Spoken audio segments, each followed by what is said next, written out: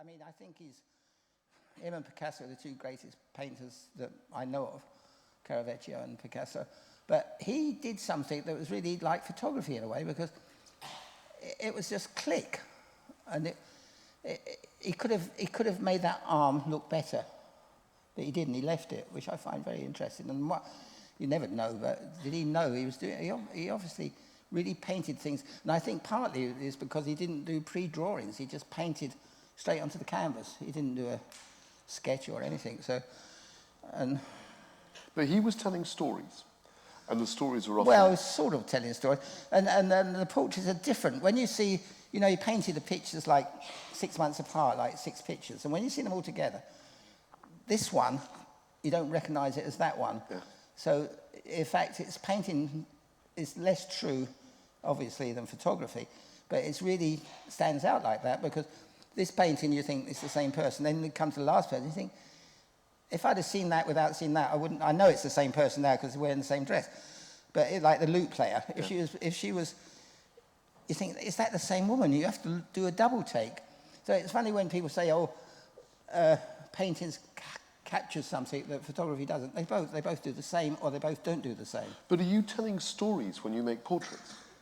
In my head, maybe sometimes. Depends how stuck I am. Or are you making, as it were, a psychoanalysis of the person? I'm trying to find out the person in the most pleasant way I can. And in general, would I be right? You like the people that you portray? Oh yeah, I love them when I'm working with them. Yeah. I mean, I'm not mad about the human race. How can you like the human race? What the fucking mess of the world. But the person that you're engaged with in the studio that day is a kind of friend for a moment. No, I fall in love with them, whether Right. a man or a woman or a dog. Mm-hmm. I mean, it's sort of, you have to give everything to... I mean, I don't take long, you know, I don't suffer over things. It's sort of... If it's a 2-hour shoot, I usually talk to the person for at least an hour and a half, and then the picture's over, and the thing is to make them feel like the camera's not there, even when you're using a plate, because I use mostly plate cameras, 10-8 or 5.4s, and you just take them away from the camera, and just, I don't know. Is it true? Instinct, really. Is it true that you call the Queen girl because you forgot to call Yeah, her but mum? not by on purpose. I didn't even know, they told me afterwards. So, all right, move a bit this way, girl. But she's all right, she's great. When She's you a hard worker. When you started... Wouldn't like her job. Oh, there she is. Ooh. There she is. When you started, you had a trumpet.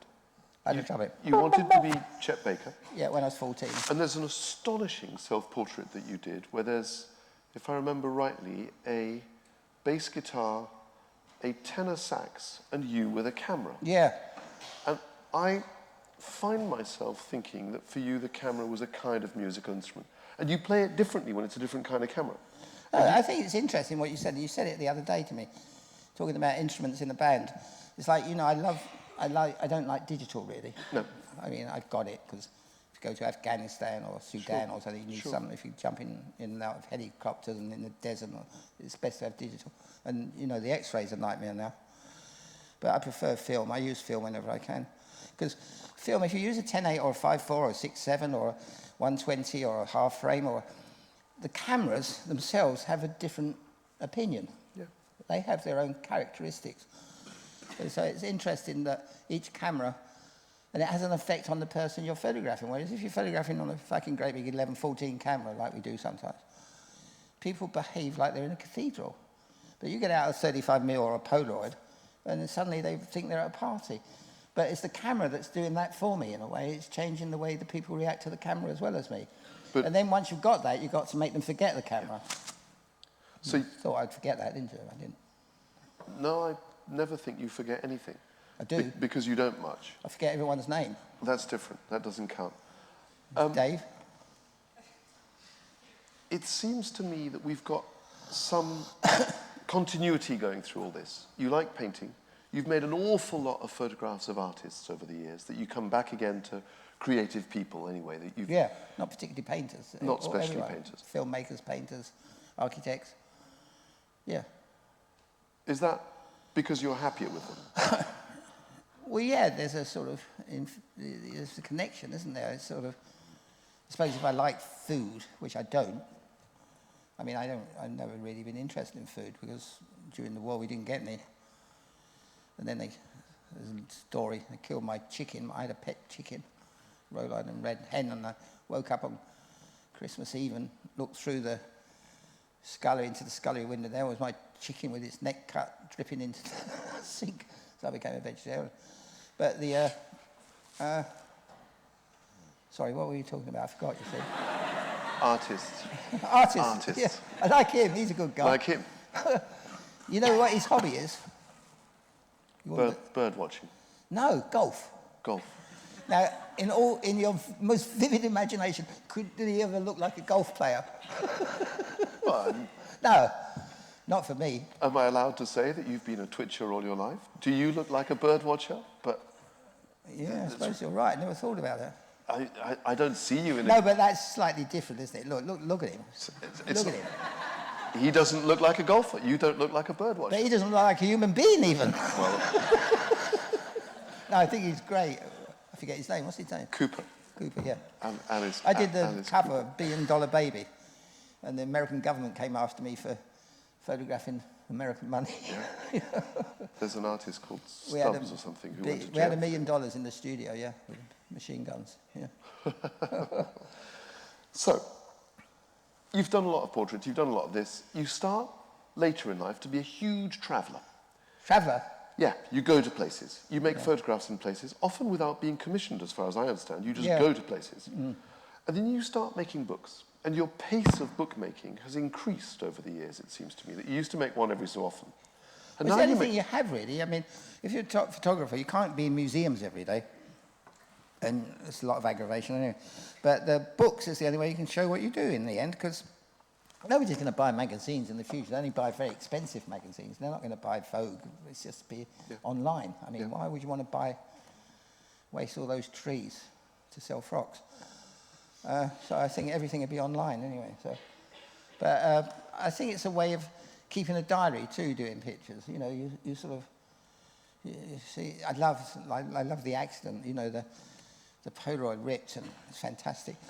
But the economics have changed. I mean, it used to be, if I understand rightly, that Vogue didn't pay very well for No, this they stuff. didn't pay, and they always took the copyright as well, which is totally immoral.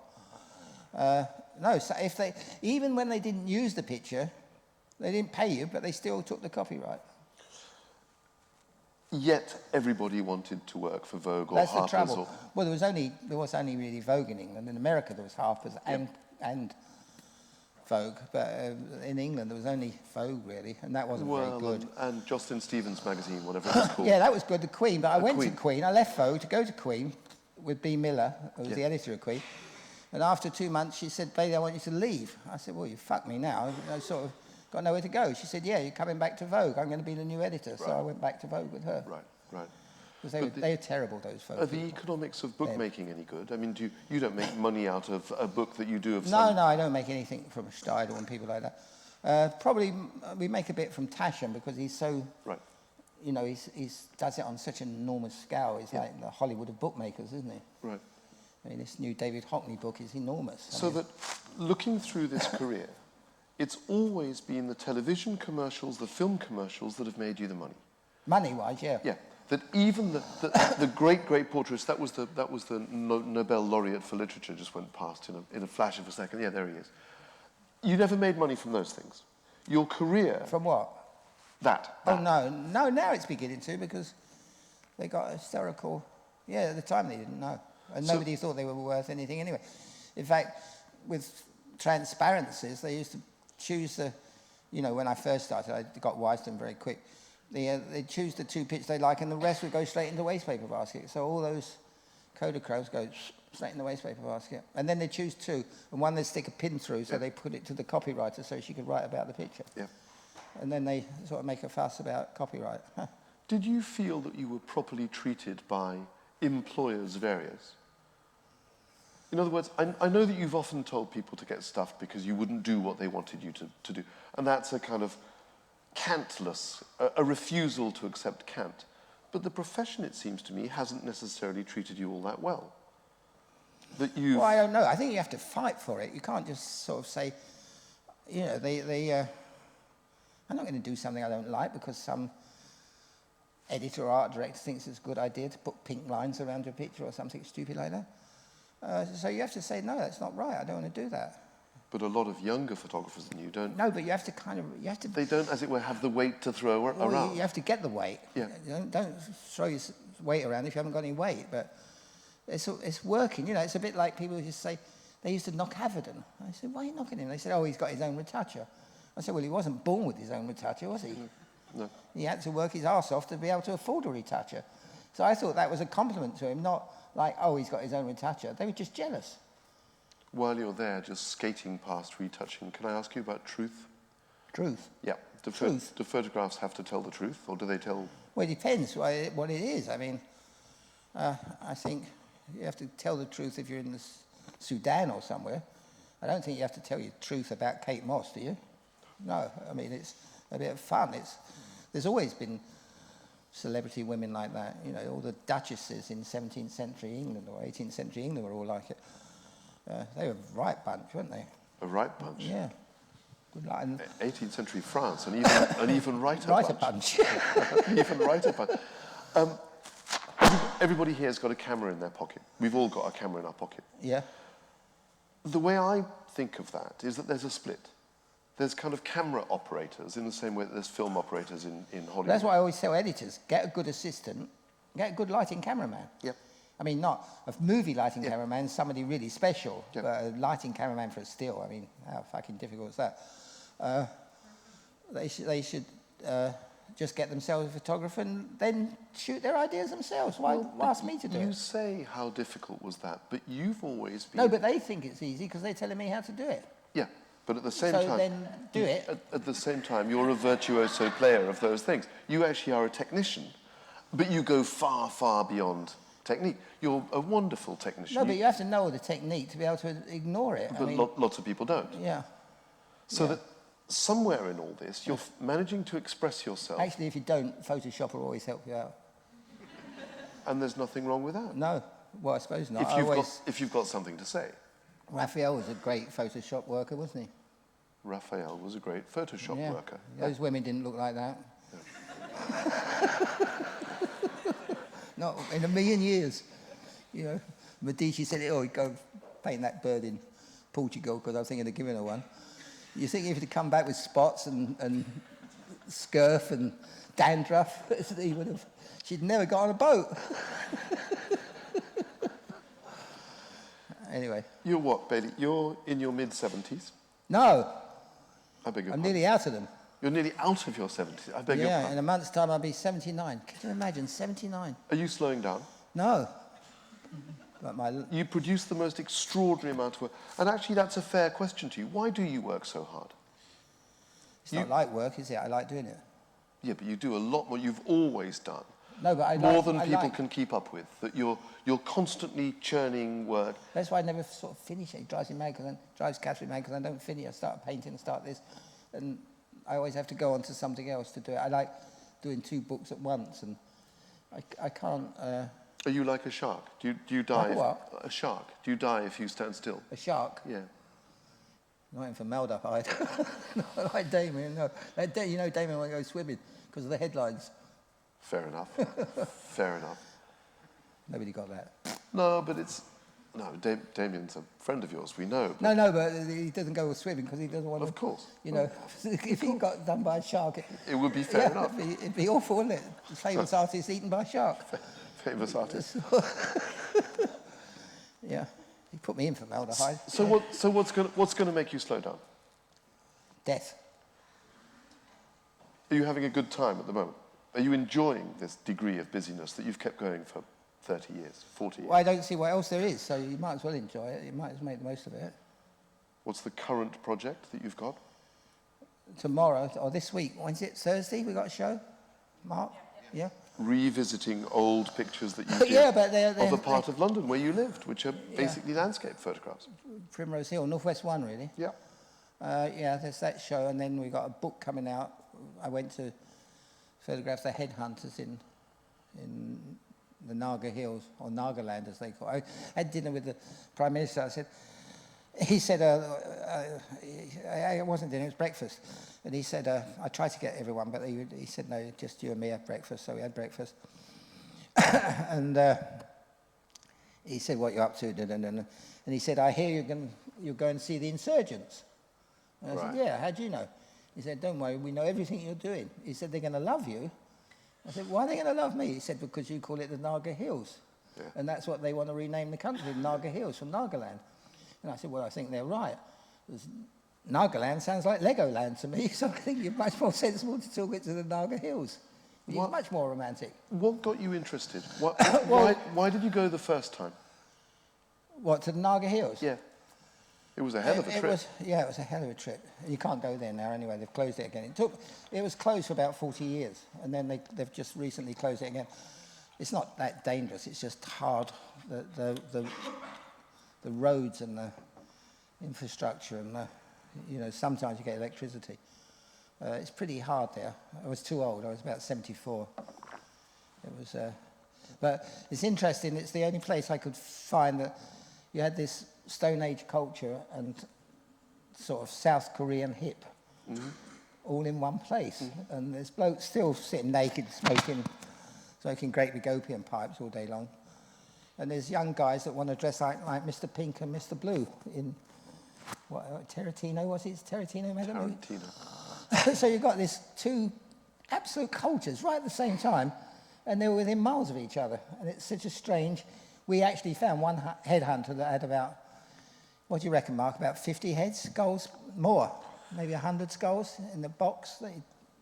Years and years ago, kept? Irving Penn went and did a little bit of anthropology. Yeah, and it was rather contemptuous. You know, he turned these people in their gear into fashion pictures. I didn't mind the New Guinea ones.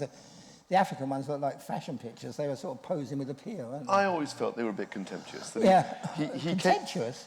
Yeah, a bit. He would kind of look down his nose at these people who didn't know that I don't think he was. I think he was American. He wasn't looking down his nose. He was just thinking that's the way it was. I don't think he thought that about his pictures. I don't think he thought he was making them posy.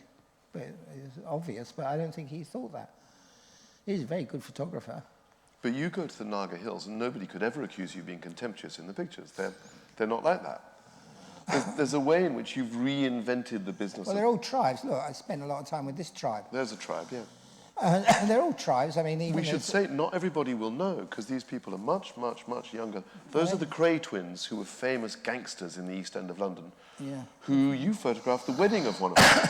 Yeah, I did Reggie's wedding. The joke was you can't refuse, can you? No, you can't really refuse. No, these were really bad guys, if you don't know who they were. I mean, one of them was a real... Ron once nailed a guy crucifix to the floor and buggered him.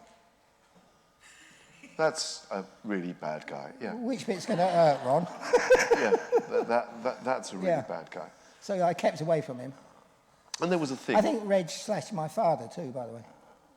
Oh, was that? When they were much younger, when they were 19. Yeah, that's another story. Nice people, yeah. They're all right. It's time and place. It's difficult to judge. This law says the gardener, Alden. There's time and place. If you read Tolstoy's Cossacks, they're a bit like the Krays. You know, the women in one bar and the men in the other bar, and they wouldn't deal in drugs or morality. They'd chop your fucking head off, but they wouldn't deal in drugs or morality. I've heard you say that before. They had a peculiar morality of their own. And they were like gentlemen. If a woman came in, they'd all stand up. Yeah. And they always liked wearing a tie. But they didn't mind smashing your head in. I saw them do somebody one night, yeah. Not me. No. Yeah. So? But it's all tribal. You know, there's another tribe there. That's the Naga Hill tribe.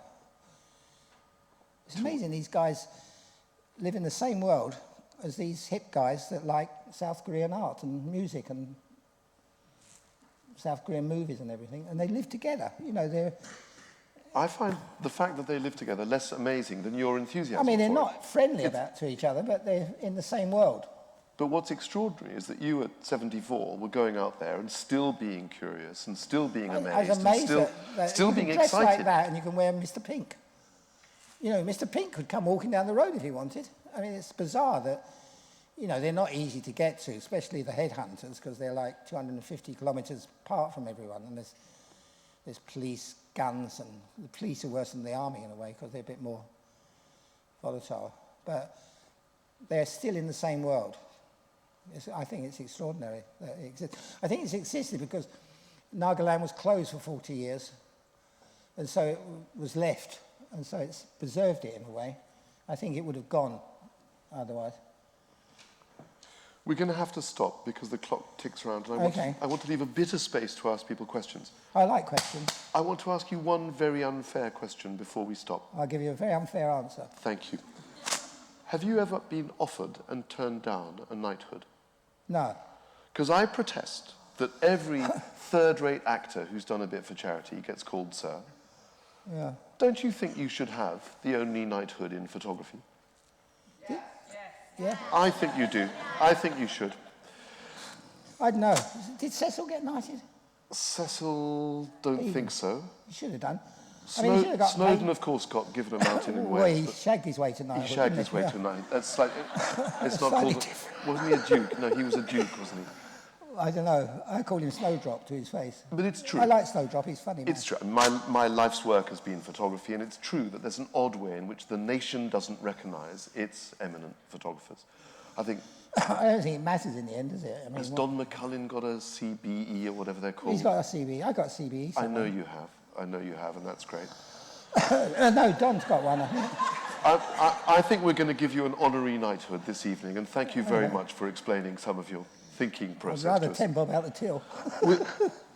Bailey will take questions from anybody who wants to ask. There is a microphone that's going around, so stick your hand up. If I can see you, I'll get...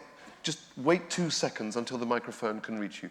I'm sure you've all got lots of questions. Don't be shy. Well, there's always a shy moment, but if somebody will get us going, then we can hear the first question. Come on, then, you bunch of cowards. Can we get a mic over there, please? Or you just yell. Or just yell. No, because I think they're taping, actually. Is there anybody that you haven't yet photographed that you'd like to? Yeah, almost everyone in the world that I haven't photographed. I mean, it'd be nice to go around to everybody. Yeah, no, there's no one in particular. We did try and photograph Castro for about 30 years with Tina Brown. You know, Tina Brown was an editor, very good editor, probably the best editor I've ever worked with in that sense, you know, in the broader sense. But Castro's the only one that really got away, really. We could have photographed him. They wanted to sit up there for 8 weeks in Cuba, and I thought, no, it's not going to work. And they got an American photographer to do it, Ritz, and you know they take more equipment than Hollywood. And he sat up there for 6 weeks and didn't get a picture, so I was right to duck out of Mr. I met Che Guevara's son. I had breakfast with him. He showed me all these fantastic transparencies, not very good pictures, but you know, social documents, interesting, and they're all had mould and mildew around them. And he said, I'd get them cleaned up. I said, no, you should print them. I don't know what happened to them. I said, you've got to print them exactly like this with the mildew and everything, because that makes them, they were Kodachrome. Can I reverse the question? Yeah? Are there plenty of people you photographed that you wished you hadn't? No, not really. I don't really make... I mean, even Jordan I didn't mind photographing. I think you can't make... You know, you don't make a... I think it's very difficult to take a moral position if you're a photographer. You have to be open to work with any... I mean, I'd photograph Hitler or Stalin, I wouldn't mind. I mean, I'd be really interested to photograph them, even though they might be arseholes, but I don't think... I think they need to be documented anyway. You know, Hitler he had his own private photographer, didn't he? Yeah. Keep going. Don't be shy. That's what we're here for. Go on, girl. So I was just wondering, as you progress in your career and as a photographer, do you ever look back at some of your photos as a work of art and they sort of change in their meaning to you, or you think that you don't particularly like them anymore because your style has developed so far? No, I usually like them better than I did at the time, because my most depressing moment was always getting contacts back or seeing rushes on movies and things like that. You think, oh my God, I fucked up again. And it takes time to realise that there was something there that you probably missed, that was okay, but you thought you hadn't got it. So often going back is this exhibition this week, I'm really pleased because the pictures are very satisfying. I'm satisfied with them, which is very rare. Colin, you're all There was bloody a hand educated. over there somewhere. There was a hand that came. Is there a microphone? Thank you. Yeah. Are there any photographs that you hate, that you wish hadn't been picked up, that came out you think very badly but have become iconic? I didn't quite understand. Any pictures I hate? That you've taken? Anything that you're not proud of? Proud, I don't really do proud. Proud's a sort of silly emotion, isn't it? It's like favourites, you know, you stop having favourites when you're 6. And you stop being proud when you're 6 or 7. I mean, I think you can't have regrets. If they're done, they're done. You just learn to live with it.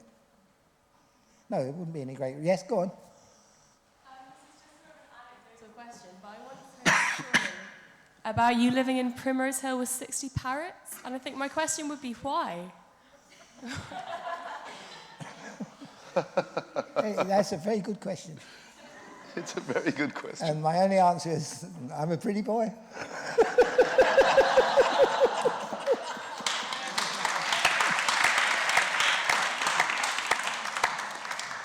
I guess on that. No, I like parrots. I love the colours of parrots and birds of paradise as well.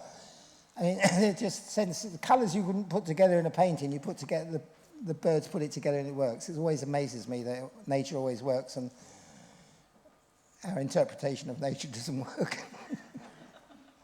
You're not very you're at university, you're not very imaginative, are you? Not many questions. Now, come on. I knew you'd get into trouble with Bailey. Here you go. We need some better Okay, questions. well. Go ahead. Nearly in the front row there.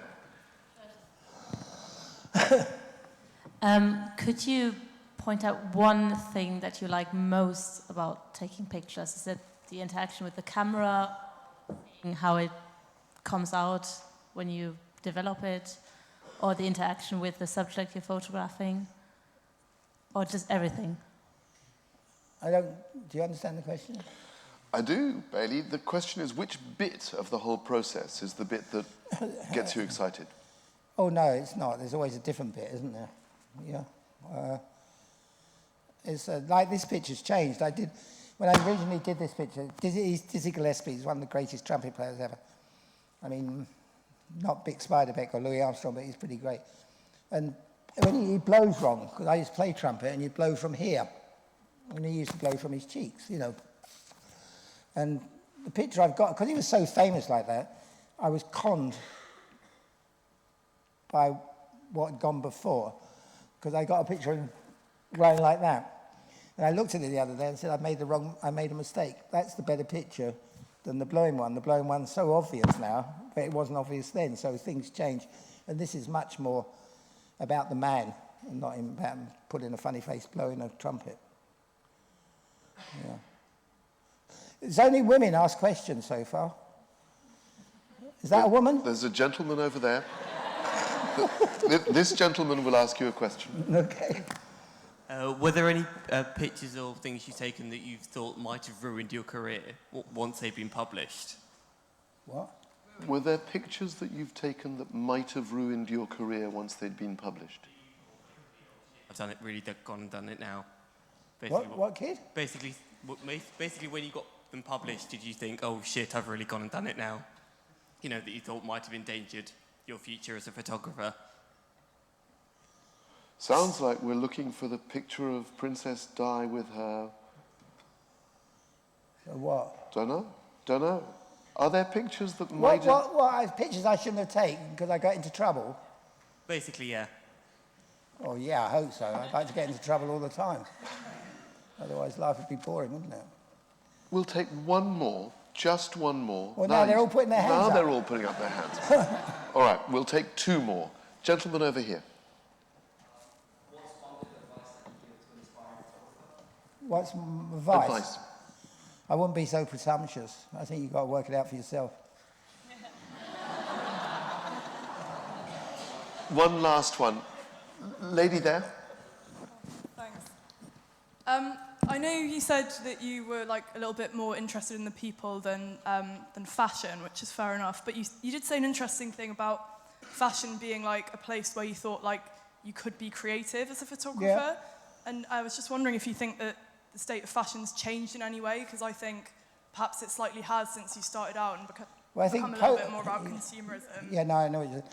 I think the digital photography's made it all the same. Because now everyone goes to the same computer house. And I used to look at a picture and say, oh, that's Helmut Newton, that's Irving Penn, that's Bruce Weber. Now you don't know, because they've all gone the same way.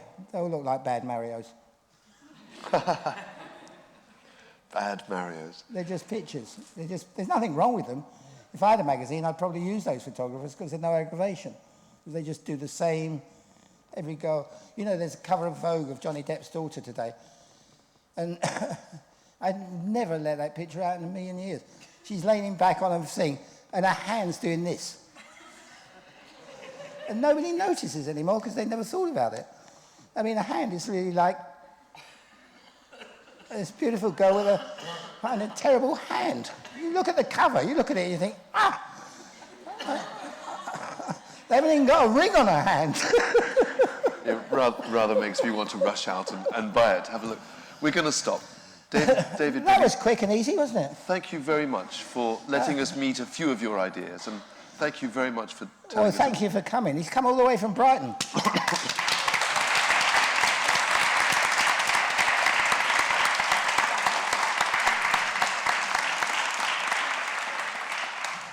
Was that all right, kids? It was wonderful. Was it?